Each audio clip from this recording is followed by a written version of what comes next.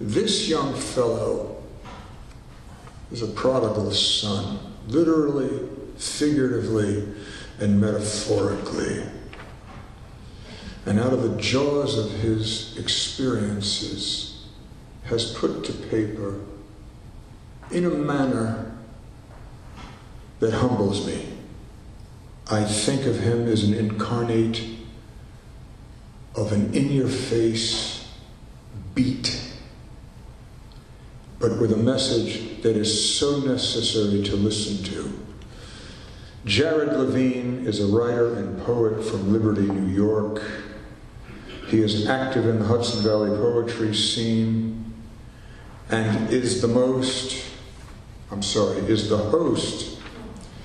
of a monthly series in Phillipsport, temporarily closed for the winter. His debut collection of poetry and prose, Written in Vain, was published in 2017. Jared is a voracious consumer of creative content and particularly avid reader. In addition to writing, he counts the accumulation of knowledge and experience amongst his favorite pastimes. And he is, of course, grateful to be with you tonight. This is a real deal, guys. It gives me great pleasure. Jared Levine. Yeah.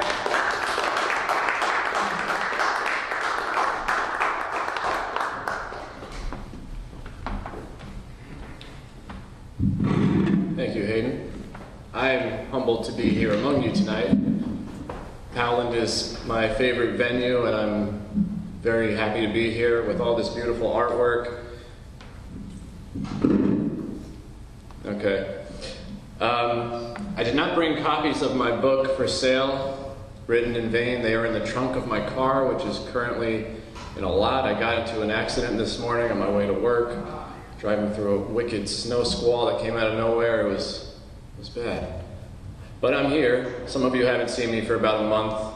It's nothing personal. I just took some time, I guess. You know, we get weird sometimes. But I'm happy to be here with you tonight. So I am going to read a couple of pieces from the book and then some newer pieces as well. This first one is one of my favorites. The title comes from a Funkadelic song. Funkadelic is my favorite band. Some of you may be familiar with the term P-Funk, Parliament Funkadelic, George Clinton, Eddie Hazel, Bootsy Collins. It's called What is Soul? Soul is a ham hock in your cornflakes. It is unquantifiable. It is trusting the heart does more than pump blood. It is real, recognizing real. It is unconsciously hip. It is a network of balloons bubbling up in straw-blown chocolate milk. It is a child's gap-toothed grinning. It is the joy of waking up. Soul is the ring around your bathtub. It is personal freedom. It is sensing your human beingness, your square inch of the universe. It is style that tastes the way tasteful style should taste. It is fearless. It is never embarrassed of itself. It is two beautiful eyes making contact. Soul is rusty ankles and ashy kneecaps. It is that face in the mirror. It is a stray dog still wagging its tail. It is summer rain wafted through a breezy screen door. It is an old friend happy to embrace you. It is self-determined creativity. It is what your mother prayed for when you popped out living. Soul is Chitlin Fuyang. It is call and response. It is clean skin after bathing. It is harmony inside melody, dotted notes within chords. It is spring water bowing to gravity. It is a rockfall cascade at the end of a burbling brook.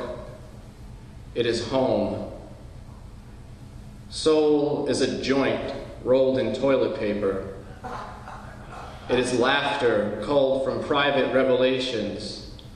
It is the little things. It is the big picture brought into focus. It is a New Year's resolution cast on the 4th of July.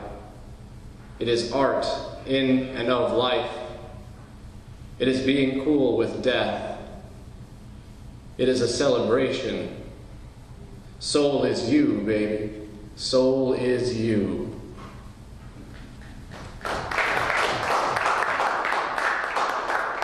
Thank you. I have a rather long piece in the middle of the book called spam. It's a term we're all familiar with. What I did was examine my own spam folder for my email, and I just took the heading, the title and the sender, and I typed my responses, because nobody ever responds to these bots, I guess, or people they would like us to think they are. So this is just a few examples of spam. First of all, I'd like to define spam for you. It's a noun. 1, irrelevant or inappropriate messages sent on the internet to a large number of recipients. 2, trademark, a canned meat product made mainly from ham. Psychology degree phi. Interested in earning your degree in psychology? Yes, please, I think so, though I'm a bit skeptical, perhaps even neurotic. I don't want to get hurt again. Every time I put myself out there, I seem to get put down. Could it be that I just love too much? Well, what's wrong with that? If loving too much is wrong, I don't want to be right. All right, sign me up, but the truth is, I'm just doing this to please my father. You know, it's like nothing I do is ever good enough for him. I know. I shouldn't worry about making other people happy, but he'll always be Dad. I can't just shut him out of my life. How can I live with myself? Let me get back to you on that. Rate marketplace. Lock-in rate as low as 2.99%, 3.12% APR today. Adjusting for inflation and what appears to be another inevitable housing bubble, also taking into account the impending inflammation of foreign GDP, specifically China's, and let's not forget the instability of late concerning our friends in the South Dakota shellfish industry. Carry the 4. Yes, tell you what, you lock my client in at 2.98% and throw in a complimentary coffee mug, and you've got yourself a deal. Medicare approved. Medicare approved pain-relieving devices. If said devices do not include a hypodermic needle in a sterilized syringe loaded with 3 grains of morphine and a pill crusher to make powder out of pink oxycodone, or a spinal infusion pump implant capable of injecting fentanyl directly to the brain, and a make-your-own marijuana lollipop kit, or a blank RX pad, or even a fucking bottle opener, I'm probably not interested. Hard on heaven. Grow your libido and your penis. Discover the latest advancements in... Damn it. Every time I think I'm up to date, there's a new cell phone, tablet, or dick pill. All right, what's it cost? Yeah, I know it's worth it. I know I'm growing more than boners. You can't measure self-confidence, not in inches. Can't put a price on impaling a porn star, maybe a hooker, but where's the glory in that? No free shipping. Figures. Fine, I'll take 200. Jesse P. Approval M. 1,000 for Jared. This email was intended for Jared, view on web, Jared118. Too kind. You're too kind. Where did I go right to be so blessed? To have such generous friends, such magnanimous patrons, saints, all of you. To bestow these gifts, I could cry with no recalcitrance, just tears of joy, uninhibited, rhapsodic bliss. You elevate me, Jesse P., to seraphim heights. Embrace me, beneficent brother. Let my heart touch yours as you've touched mine. Okay, enough touching. Surgical mesh settle. Big settlements for failed organ prolapse or incontinence. How big we talking? Because I just had a transvaginal double gender identity hysterectomy ostensibly to correct a bad UTI I caught getting an abortion in Tijuana. And shortly thereafter, the blue candies doc prescribed gave me priapism. Now he tells me that an old clitoral piercing is sewn up in my diaphragm, which may or may not be related to this new case of tetanus. All I know for sure is it's like Chernobyl and Nagasaki had a baby, and I really have to pee, but I don't have a hole yet. Doc says my rectum should slide forward soon enough. Long story short, someone fucked up. Thanks. All right. Like Spam, we're all familiar with the power of television. It's everywhere. It's on our phones, our tablets, laptops. This is a poem called TVision. The television tells me who I am. The television tells me what to do. The television tells me what I want. The television teaches me how to get it. The television shows me what I can become if I listen to the television. The television says that I should be on television. The television is reinventing my life. The television loves me. The television rocks me to sleep. Then the television sleeps with me. The television talks like a lullaby. The television is in my dreams. My dreams are on the television. The television knows so many people. The television knows the internet. My friends on the internet also know the television. Sometimes my friends are on the television, in the television. We all watch the television. We all live with the television. We are the television. The television is ours. The television has 1 billion HD pixels, brilliant 1080p, bright, lucent lumens that illuminate each atom, every molecule down to its naked nanopixel. There is no hiding from the television. The television is everywhere. The television is simultaneous, broadcast live. The television switches channels on command. The television plays programs on demand. The television responds to requests in ways God never did. The television says, change your God. Change what you just changed. Change it again. Change it again. Change it again and again and again.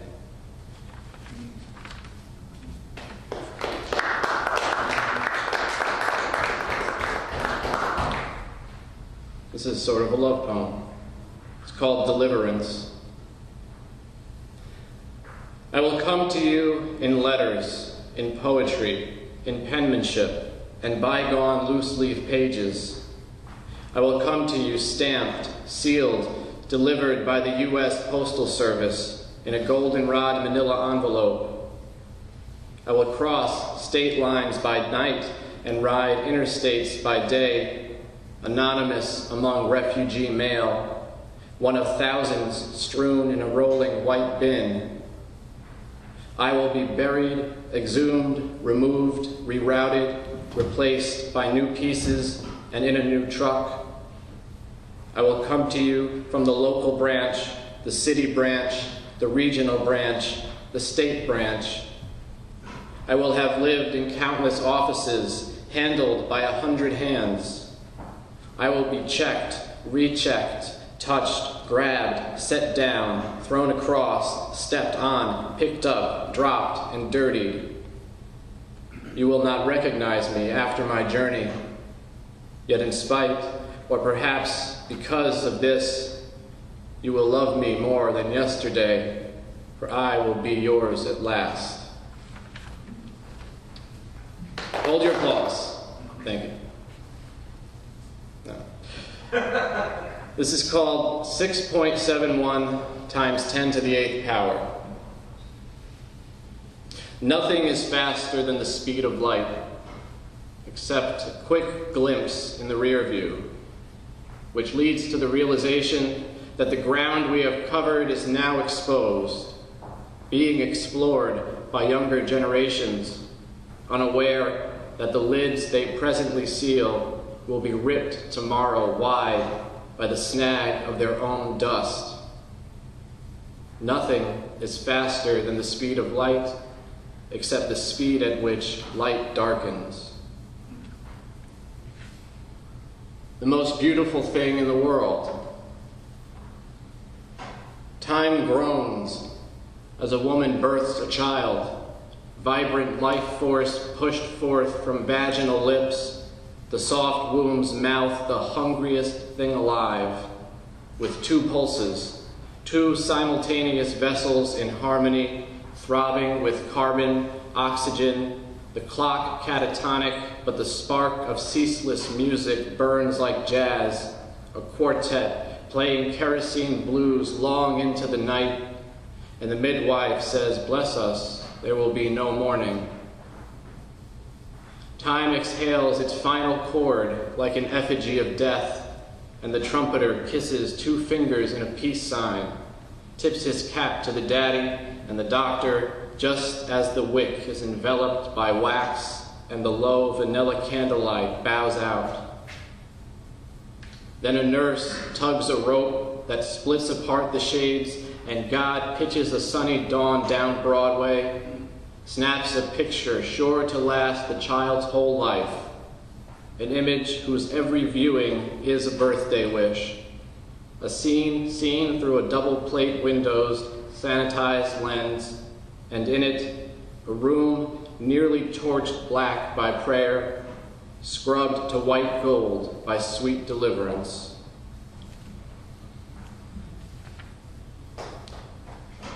Dream thrower. Thank you.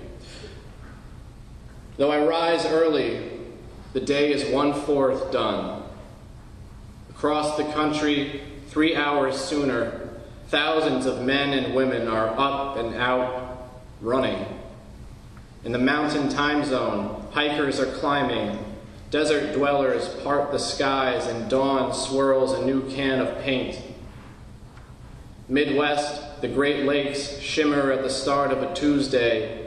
The papers have been delivered and read, the farms already plowed. I am groggy, but pouring coffee. I am alive and scheduled for destiny. Time to act like it. Though I exist, it is no longer enough. There is more, and I must know it. I may not own it or master it, but it must be sought. It will be found. I may die, but I will die with honor. I will die trying. Though it is early, my life is more than 1/4 done. There is ground to regain. There is work to pursue. Though I have dreamed last night, I have not quit my dreams upon waking. I will chase them through time zones, through time itself. I have no opponent. I race against nothing, run from nothing. I race for the sake of running, run for the joy of racing. Though I am alive, yet am I to live. But today I vow to begin. It is never too late to be immortal.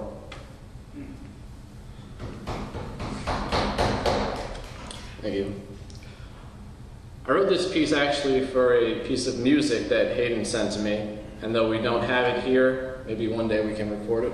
I don't know if you've actually heard it, but this is called Red Velvet Faces. I was once in a room with a red velvet tapestry that cushioned California sunlight at a wide bay window. It was cut from crushed velvet in a pattern of pleated circles, the circles concentric, each trapped in its own shell. And we kept the window open, window behind the tapestry, to let the fabric breathe, breathe. Because the room rose like a flower with eastward flailing tendrils rooted in the stomach of a San Fernando horseshoe, and it reached for sun from its cul-de-sac pocket. And I once stuck my hand in this pocket and put my head to a pillow beneath this window, and the tapestry lapped like the ocean's own tongue. The foam lolled overhead, and the tapestry darkened, its color burned cherry. I knew we had tilted, had slipped into darkness. I closed my eyes, felt only a second, and in that second the tapestry fluttered, its crushed red circles now faces, and each face laughing, each face a voice, like a crashed wave retreating to sea. And I thought, this house is stuck, snagged in a riptide. I'll become water, water among water, nothing but water. And the faces were water, red water, smiling, crushed velvet water. And I saw, they laughed because they were free. The tapestry caught a breeze and rode it from California to the tar pit miasma, to the coolness and the wind. That current those 1,000 faces sailed, soothed, then lifted each circle from its chamber, unclenched their crushed pattern, let them breathe at last. I was once in a room with a red velvet tapestry that hung against the midday valley sun. And when it fluttered in the wide bay window, I could not see the faces trapped in its folds, its 1,000 concentric circles, thousands of eyes closed in prayer, could not have known for what they prayed. They were red velvet faces, waiting for the world to turn. They were crushed velvet eyes, waiting for moonlight, wishing to open upon water.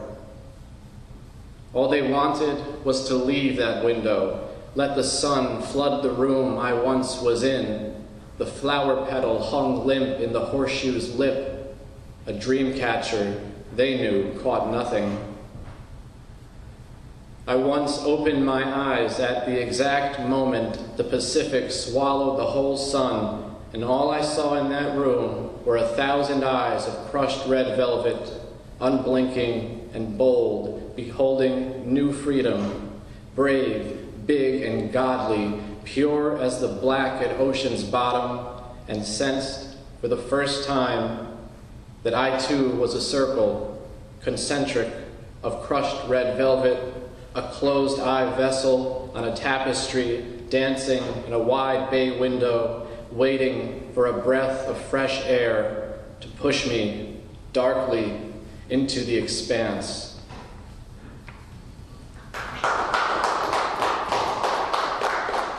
How much time? About 10 minutes. Oh, good. There's a poem called Witchy Woman, kind of poking fun at somebody I know. She wants my stats for an astrology chart. Needs to know what time I left the womb on my birthday. She is studying an arcane abacus of signs and stars. She subtracts the third of my life spent sleeping, submits this as an overhead expense. Where is my tax break? I ask. Is this a joke? She chides me, says I'm childish. This is not a fortune cookie.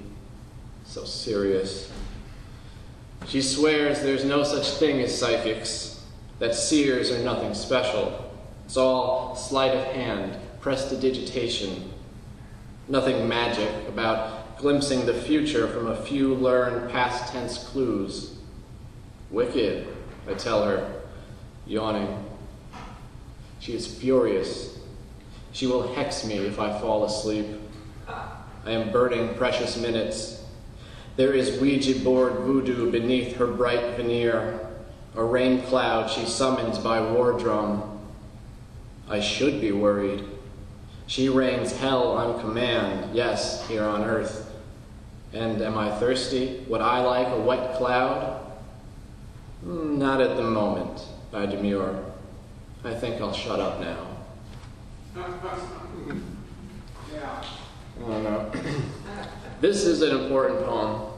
Not really, but I think everyone would be able to relate to it.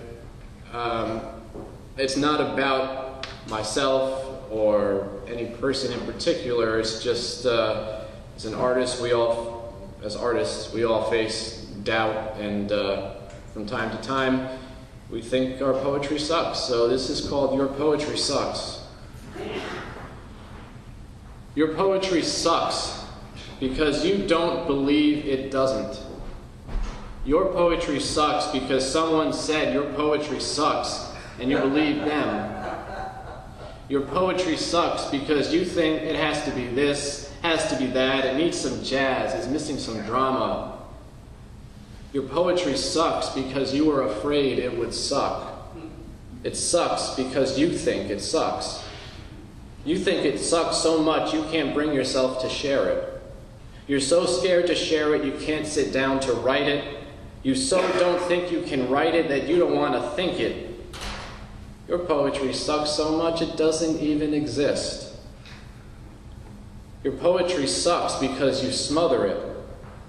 Your poetry sucks because it doesn't fit your definition of perfect, and everyone can tell you aren't proud of it. Your poetry sucks because you don't love it. Your poetry will grow up to be a criminal.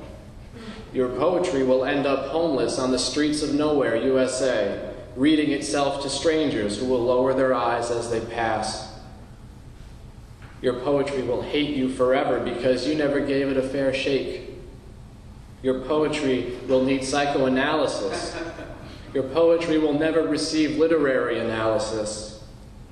Your poetry sucks because there's nothing to analyze. Your poetry sucks because it's so damn sad and lonely. Your poetry sucks because it's desperate for attention, and it sucks that you won't give it that attention. Your poetry sucks because you won't nurture it. Your poetry is like an orphan who wonders why the world is so cruel. Why are you so cruel to your poetry? Why won't you accept your poetry? Why aren't you writing your poetry, watching your poetry grow up? Your poetry didn't always suck. You let it suck. You allowed your poetry to suck because you saw someone else's poetry sprouting buds and your own poetry was still bare. You thought your poetry was ugly, thought poetry needs to be beautiful. Your poetry sucks because you don't see how beautiful it is, which is a shame, because no one likes poetry that sucks. We've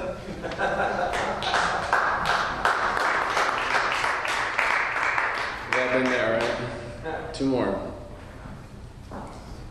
And this is kind of why we write poetry. This is called the impetus. Because if I do not write this, no one will. Neither I nor time has stopped nor paused. Each word is a new moment, linked between past and future to form a continuous thought. Perhaps it doesn't make sense. Perhaps it doesn't need to. Many millions of other things have come into this world since the beginning of this document. It will age alongside them, blended in among them, unnoticed, but existing nonetheless. And if you are reading or hearing these words, consider how their lives are now layered in among your own. Consider this not as a pause, but the start of perpetuity, the forward thrust of time that has brought you neck and neck with an idea, an organism as unique as the whole of you or the smallest microbe helping to digest your last meal, the singular document. You may not understand it now, but it will remain by your side long after you stop paying attention, until all at once, consciously or not, you will come to terms with its meaning But you will neither stop nor pause to consider this. It will merely, simply happen, like anything else. Because that is the intention, the impetus of writing, to exist on the reader's terms, in the listener's ears, to meld with the world from which it was molded.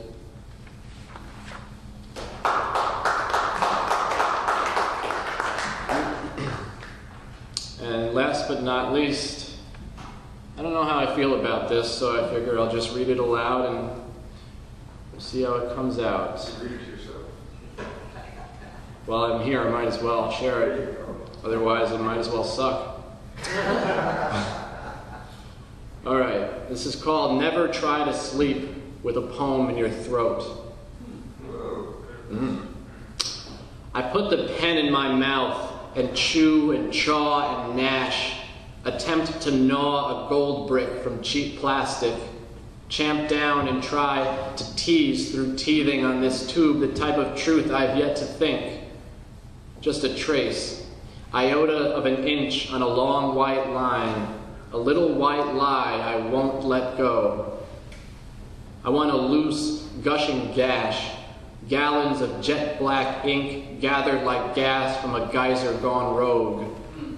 Give up my guts, go gung-ho with gusto, put my poem on this page the way gumshoes get their bad guys, all gumption and gravitas and damn good guesses.